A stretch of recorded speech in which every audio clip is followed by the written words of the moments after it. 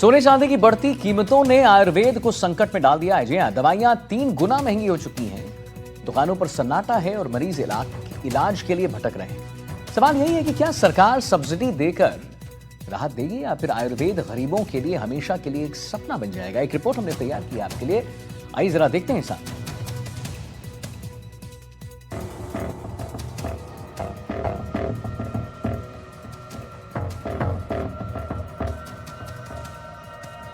सोने चांदी की चमक ने अब मरीजों की जिंदगी को अंधेरे में धकेल दिया है।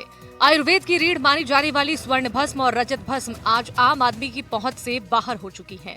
दवा की कीमतें आसमान छू रही हैं और गरीब मरीज इलाज के लिए तरस रहे हैं। जहां कभी 500 रुपए में मिलने वाली औषधि आज 1500 तक जा पहुंची है। रजत भस्म वाली दवा 400 से बढ़कर 850 हो गई है। ये सिर्फ आंकड़े नहीं बल्कि आम आदमी की जेब पर सीधा हमला है। अंतर्राष्ट्रीय बाजार में सोने चांदी के बढ़ते दाम के चलते आयुर्वेद की दवाओं पर भी लगातार असर पड़ता जा रहा है। यही कारण है कि तमाम सारी जो दवाएं थी उनकी ना तो कंपनियां अब प्रोडक्शन कर रही है और बाजार में ग्राहकों को उससे मोहताज होना पड़ रहा है। ऐसे में आने वाले समय में अगर भाव इसी प्रकार से बढ़ते गए तो आयुर्वेद पर ना केवल संकट खड़ा होगा बल्कि आयुर्वेद का इस्तेमाल करने वाले रोगियों को भी बड़ी समस्या हो सकती है। श्रीगंगानगर के दुकानदारों का कहना है कि व्यापार आधा हो चुका है। ग्राहक मजबूरी में साधारण दवाइयों से काम चला रहे हैं। च्यवनप्राश जैसी लोकप्रिय दवा का हाल भी बेहाल है। आधा किलो का पैक 3000 तक पहुंच चुका है। कंपनियां उत्पाद रोक रही हैं और बाजार में दवाइयां गायब हो रही हैं और रोगी इलाज के लिए परेशान हैं। आयुर्वेदिक वेदों का कहना है कि स्वर्ण भस्म से बनी दवाइयां शरीर पर तुरंत असर डालती हैं, लेकिन जब कीमतें 3 गुना बढ़ जाए तो आम आदमी के लिए आयुर्वेद इलाज सपना बन जाता है। उन दवाओं पर असर ज्यादा पड़ रहा है जिन दवाइयों में सोने चांदी की भस्में डाली जाती हैं। अदरवाइज इनको बढ़ने का कारण जो मेन कारण है, इनका शोधन और मारण जो करते हैं हम लोग, उससे भस्म जो सोने की एक्चुअल जो क्वांटिटी है, मान लीजिए आप 1 ग्राम सोने को अगर आप भस्म में बदलते हैं तो वो 1 ग्राम नहीं रहता, कम हो जाता है।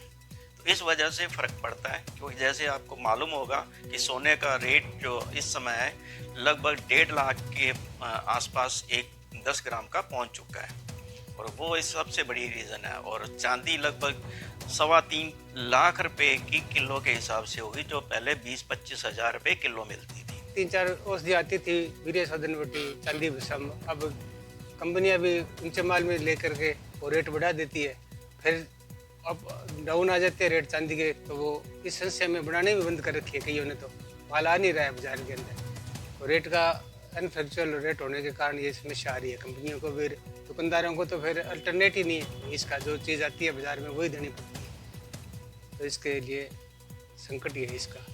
सरकार ने आयुर्वेद को बढ़ावा देने का दावा किया था, लेकिन सोने चांदी के बढ़ते भाव ने उस दावों को खोखला कर दिया है।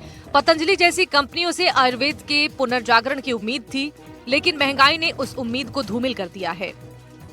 विशेषज्ञों का कहना है कि ये सिर्फ बाजार की चाल नहीं बल्कि आयुर्वेद को कमजोर करने की साजिश भी हो सकती है। जब दवाइयां महंगी होंगी तो रोगी एलोपैथी की ओर भागेगा और फायदा होगा मल्टीनेशनल कंपनियों को। आयुर्वेद में जैसे एलोपैथी में स्टेरॉइड दवाइयाँ जो एकदम तत्काल प्रभाव से जो दवाइयाँ असर डालती है, वैसे ही इसमें गोल्ड के जो योग है वो तुरंत प्रभावी होते हैं। तो जल्दी किसी को रिजल्ट, जो आयुर्वेद में एक कमी मानी जाती है, भी रिजल्ट लेट आता है, वो उसकी भरपाई गोल्ड आइट में करती है। अब 1.5-2 लाख रुपए सोना होने के बाद में स्वर्ण भस्म में 3 गुना कम, उसके फॉर्मेशन में 3 गुना कम हो जाती है। तो उस हिसाब से ही स्वर्ण भस्म की जो रेट है, जो दवाइयों में गिरती है, वो 3 गुना ज़्यादा है। तो जिससे अब तो अच्छे घरों को भी इम्पॉसिबल हो गया, अभी कैसे इलाज कर पाएंगे आयुर्वेद।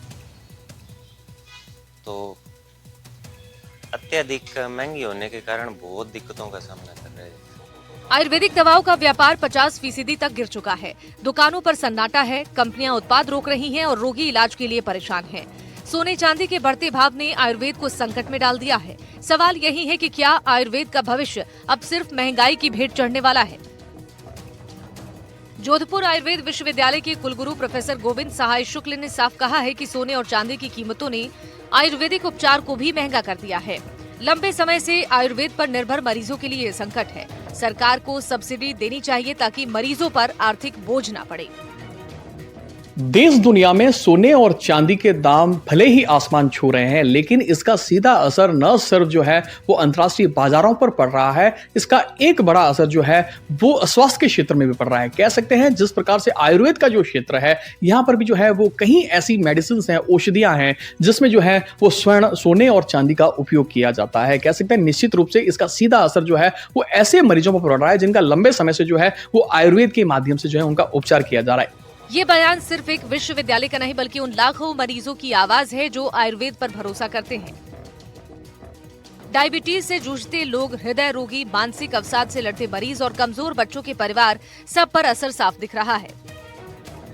देखिए आयुर्वेद चिकित्सा विज्ञान में काष्ठ औषधियों के साथ में मिनरल्स और मेटल्स का प्रयोग किया जाता है, और विशेष रूप से जो हमारी हर्बल मिनरल ड्रग्स है, जहाँ पर आपने विशेष रूप से जो स्वर्ण और रजत को लेकर कहा है कि ऐसे भी व्याधियाँ, ऐसे रोग जिनमें परिणाम बड़ी आसानी से नहीं मिलते हैं, तो वहाँ पर जो हर्बल मिनरल ड्रग्स है उनके बारे में लिखा है कि क्षिप्रम आरोग्य दायित्वात् औषधेभ्यो अधिको रसः। जब पेशेंट काफ़ी गंभीर स्थिति में हो, क्रोनिक डिजीज से चल रहा है, तो ऐसी स्थितियों में आशातीत लाभ प्राप्त करने के लिए तुरंत प्रभाव से हम इन औषधियों का प्रयोग करते हैं। तो निश्चित रूप से जो आज हम देख पा रहे हैं कि स्वर्ण और रजत का जो भाव बढ़े हैं, जो दाम बढ़े हैं, उनका सीधा सीधा प्रभाव आयुर्वेदिक औषधियों के उपयोग पर पड़ा है। निश्चित रूप से हमारी सरकारें सोचेंगी आयुर्वेदिक औषध उत्पाद के दृष्टिकोण से कुछ सब्सिडी मिलनी चाहिए, रोगियों को ध्यान में केंद्रित करते हुए, जहाँ पर कम से कम कुछ ऐसी स्थिति हो जहाँ पर कि हम उन औषधियों को आसानी से रोगी प्रयोग कर सके, तो कुछ रियायत और ऐसी व्यवस्था है।